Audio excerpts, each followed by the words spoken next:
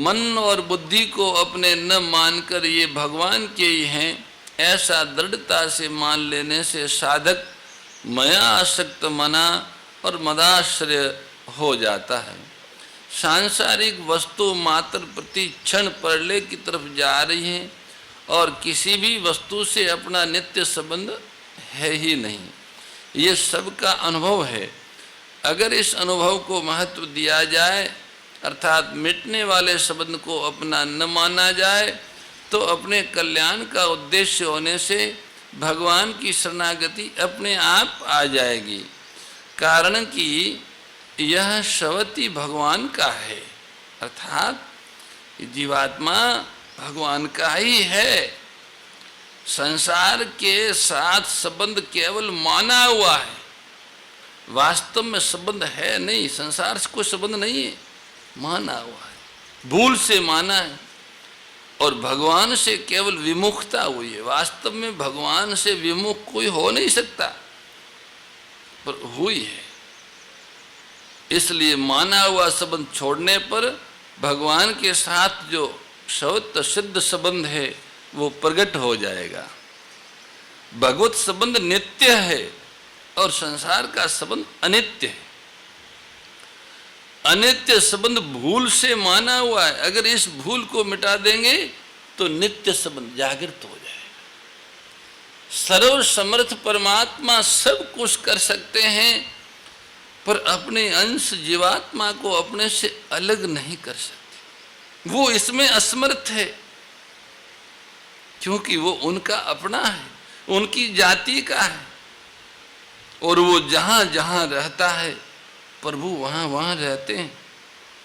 अंतर्यामी रूप से वो उनके साथ रहते हैं और व्याप्य व्यापक रूप में तो वो है ही है। अतः भगवान के साथ जीवात्मा के तीन तरह के संबंध है। जातीय संबंध है और नित्य संबंध है और आत्मीय संबंध है।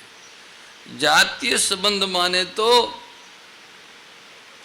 भगवान जिस जाति के हैं उसी जाति का जीवात्मा है।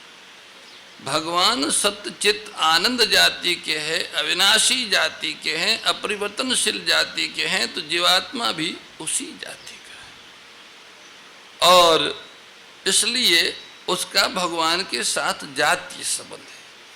नित्य संबंध यह है कि वो भगवान से अलग हो ही नहीं सकता। पहले भी उसका भगवान के साथ संबंध था, अब भी है, और शरीर नहीं रहेगा तब भी उसका भगवान के साथ संबंध, नित्य संबंध।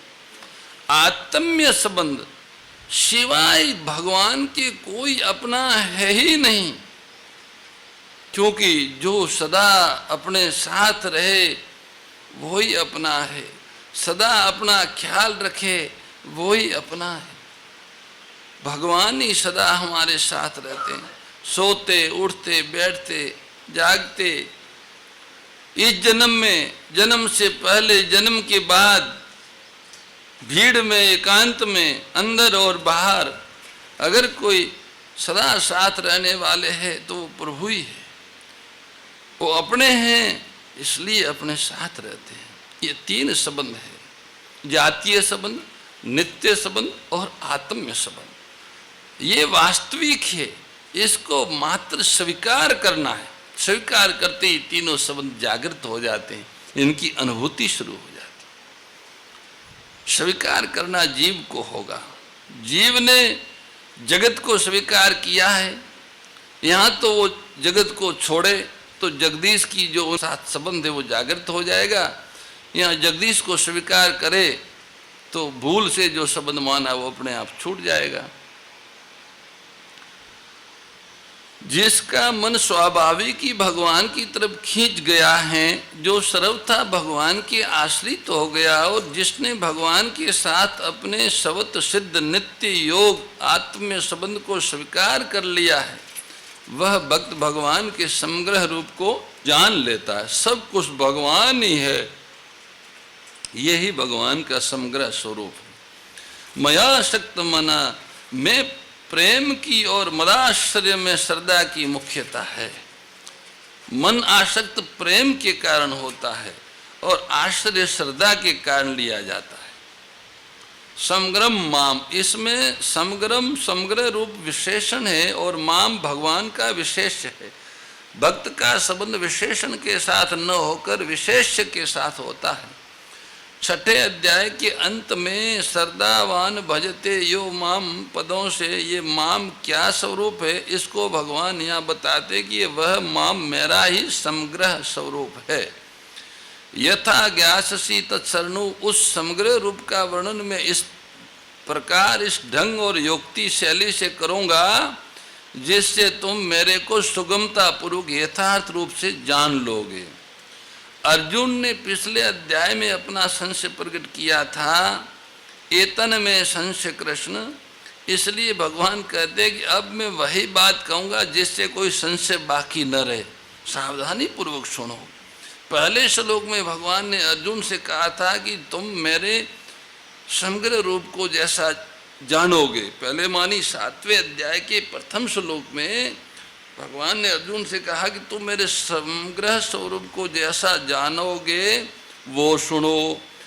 अब भगवान इसी 7वें अध्याय के दूसरे श्लोक में उसे सुनाने की प्रतिज्ञा करते हैं और भगवान कहते हैं, भैया ज्ञानम तेयम सविज्ञानमेदम, तेरे लिए मैं ये विज्ञान सहित ज्ञान संपूर्णता से कहूँगा जिसको जानने के बाद फिर इस विषय में जानने योग्य अन्य शेष नहीं रहेगा। इस ढंग से कहूँगा प्यारे कि तुम इसको ठीक तरह से समझ लोगे, उसके बाद और कुछ समझना शेष रहेगा ही नहीं। ज्ञानम तेहम सविज्ञानमीदम वक्ष्यामह शेषत, भगवान कहते हैं कि भैया अर्जुन अब मैं विज्ञान सहित ज्ञान कहूँगा। मैं विज्ञान सहित ज्ञान संपूर्णता से कहूँगा। इसमें विज्ञान ज्ञान का विशेषण है। विशेषण विशेष की विशेषता बताने वाला होता है। इस दृष्टि से विशेष व्यापक हुआ और विशेषण व्याप्य हुआ। ज्ञान विशेष बड़ा हुआ और विज्ञान विशेषण छोटा हुआ, परंतु विज्ञान ने ज्ञान की विशेषता बता दी। इस दृष्टि से विज्ञान बड़ा हुआ। यहाँ यह संसार भगवान से ही उत्पन्न होता है और भगवान में लीन होता है, ऐसा मानना ज्ञान है। और सब कुछ भगवान ही है, भगवान ही सब कुछ बने हुए है, भगवान के सिवाय कुछ है ही नहीं, ऐसा अनुभव हो जाना विज्ञान है। इसमें ज्ञान सामान्य हुआ और विज्ञान विशेष हुआ। तो भगवान ने कहा कि विज्ञान सहित ज्ञान कहूँगा, तुम्हें कहूँगा और मैं खुद कहूँगा, तथा संपूर्णता से कहूँगा। ऐसे तो हर एक आदमी हर एक गुरु से मेरे स्वरूप के बारे में सुनता है और उससे लाभ भी होता है, परंतु तुम्हें तो मैं स्वयं कह रहा हूँ। स्वयं कौन है? जो समग्र परमात्मा है वो मैं स्वयं मेरे स्वरूप का जैसा वर्णन कर सकता हूँ वैसा दूसरे नहीं कर सकते, क्योंकि वे तो सुनकर और अपनी बुद्धि के अनुसार विचार करके ही कहते हैं। जैसे कोई वर्णन करता है तो वो वर्णन करने वाले का जो स्वयं का अनुभव है वह पूरा बुद्धि में नहीं आता, और बुद्धि में जितना आता है उतना मन में नहीं आता, और जितना मन में आता है उतना कहने में नहीं आता। इस प्रकार जब उसका अपना अनुभव भी पूरा कहने में नहीं आता, अर्थात वह अपने अनुभव को भी पूरा प्रकट नहीं कर सकता, तो फिर वो भगवान की तरह कैसे कह सकता है? जिस तरह से भगवान बता सकते हैं ऐसे कोई भगवान के स्वरूप को कैसे बता सकता है? उनकी बुद्धि समष्टि बुद्धि का एक छोटा सा अंश है, वह कितना जान सकती है? वे तो पहले अनजान होकर फिर जानकार बनते हैं, पर भगवान तो सदा अलुप्त ज्ञान है। भगवान कहते हैं मेरे में अनजानपना न है, न कभी था, न होगा, न होना संभव है, इसलिए मैं तेरे लिए उस तत्व का वर्णन करूंगा जिसको जानने के बाद और कुछ भी जानना शेष नहीं रहता। 10वें अध्याय के 16वें श्लोक में अर्जुन ने भगवान के सामने जो कहा है, अर्जुन वहां कहते हैं कि आप अपनी सब की सब विभूतियों को कहने में समर्थ है। तो उसके उत्तर में भगवान कहते हैं कि मेरे विस्तार का अंत नहीं है, इसलिए प्रधानता से कहूँगा। फिर अंत में कहते हैं कि मेरी विभूतियों का अंत नहीं है, नान्तोस्ति मम दिव्यानाम विभूतिनाम परंतप। भगवान कहते हैं कि मैं विज्ञान सहित ज्ञान को संपूर्णता से कहूँगा, शेष नहीं रखूँगा, अशेषतः। इसका तात्पर्य ये समझना चाहिए कि भगवान कर मैं तत्व से कहूँगा, तत्व से कहने के बाद कहना जानना कुछ भी बाकी नहीं रहेगा। 10वें अध्याय में विभूति और योग की बात आई है। भगवान की विभूतियों का योग का अंत नहीं है। अभिप्राय यह है कि विभूतियों का, भगवान की जो अलग अलग शक्तियाँ उनका और भगवान के योग का, सामर्थ्य और ऐश्वर्य का तो कोई अंत नहीं है, हो ही नहीं सकता। निर्गुण रूप सुलभ यति सगुण जान नहीं कोई, सुगम अगम नाना चरित सुनी मुनि मन भ्रम होई। गोस्वामी जी कहते हैं ये भगवान का जो सगुण, भगवान का जो प्रभाव है, ऐश्वर्य है, उसका अंत नहीं आता। जब अंत ही नहीं आता तब उसको जानना मनुष्य की बुद्धि के बाहर की बात है। परंतु जो वास्तविक तत्व है, जैसे सोने के गहने कितने होते हैं उसको मनुष्य नहीं जान सकता, क्योंकि गहनों का कोई अंत नहीं है। परंतु उन सब गहनों में तत्व से एक सोना ही है, उसको तो मनुष्य जान ही सकता है। ऐसे ही परमात्मा की संपूर्ण विभूतियों और सामर्थ्य को कोई नहीं जान सकता, परंतु उन सब में तत्व से एक ही परमात्मा है, इसको मनुष्य तत्व से जान सकता है। परमात्मा को तत्व से जानने पर उसकी समझ तत्व से परिपूर्ण हो जाती है, बाकी नहीं रहती हैं। जैसे कोई कहे कि मैंने जल पी लिया, तो इसका तात्पर्य ये नहीं है कि अब संसार में जल बाकी नहीं रहा, सारा ही उसने पी लिया। उनको जितने जल की आवश्यकता थी इतना उसने पिया है, संसार का जल वो नहीं पिया। अतः जल पीने से जल का अंत नहीं हुआ, हमारी प्यास का अंत हुआ है। इसी तरह से परमात्म तत्व को समझ लेने पर परमात्म तत्व के ज्ञान का अंत नहीं हुआ, वो तो ज्ञान अनंत है। हाँ, हमारी जो समझ है, जिज्ञासा है, वह पूर्ण हुई, उसका अंत हुआ, उसमें केवल परमात्म तत्व ही रह गया। इस शरीर को पूर्वाश्रम के नाना श्री सबसे पहले स्वामी राम सुखदास जी महाराज के पास मिलाने के लिए ले गए, पहली मुलाकात थी वो। दंडवत प्रणाम हुआ, स्वामी जी बोले कि गीता याद है?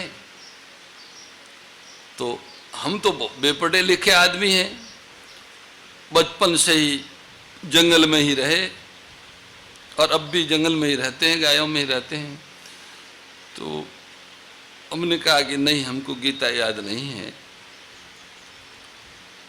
और साथ ही ये भी कह दिया कि गीता में से जितना हम ले सकते थे, जितना हम पचा सकते थे, जितनी हमारी ओजरी थी, इतना हमको गीता में से मिल गया है।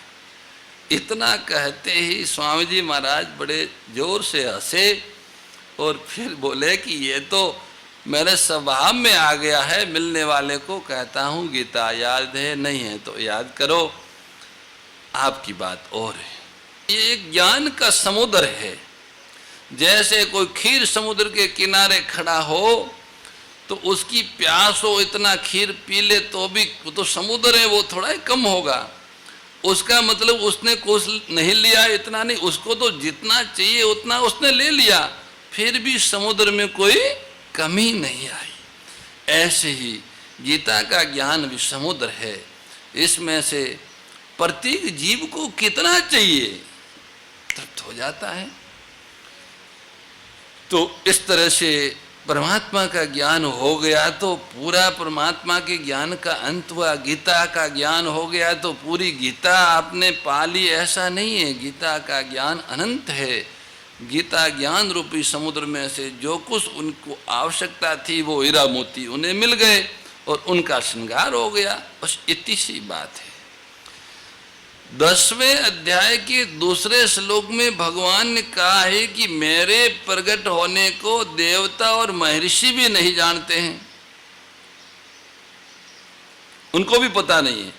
और तीसरे श्लोक में कहा है कि जो मुझे अज और अनादि जानता है वह मनुष्यों में अस्मुढ़ है और वह संपूर्ण पापों से मुक्त हो जाता है। तो जिसे देवता और महर्षि नहीं जानते उसे मनुष्य जान ले, ये कैसे हो सकता है? भगवान अज और अनादि है, ऐसा दृढ़ता से मानना ही जानना है।